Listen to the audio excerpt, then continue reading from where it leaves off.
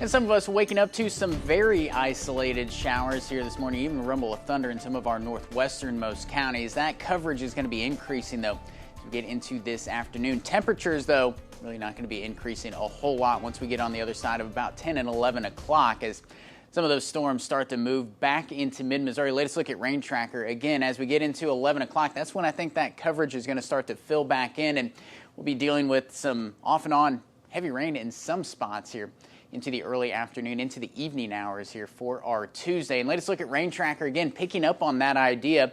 Again, you draw a line anywhere from about Columbia back toward Mexico and Vandalia, back toward the southwest, and anywhere southeast of that line, that's where we're going to be tracking some of the heaviest rain. That includes back toward Cole County, Osage County, Marys, and Miller County here in the heart of mid-Missouri as we get you into this afternoon. Again, looking at your commute tracker, this morning's really not going to be the biggest problem, especially in terms of that coverage, but some of us may have to use those windshield wipers. It's this afternoon into the evening that we're a little more concerned about in terms of that rainfall. What's setting all of this up? It's that area of upper level low that's back to our west, that area of disturbed weather, again, bringing a little bit of snow even back toward Denver, Colorado. That low pressure system is actually going to be cutting itself off here from the mid-level flow, and what we see in response is those winds out of the south. That keeps a lot of the moisture kind of pinned up into mid-Missouri here over these next couple of days. That makes it a little easier to see some of these rain chances kind of sticking around, but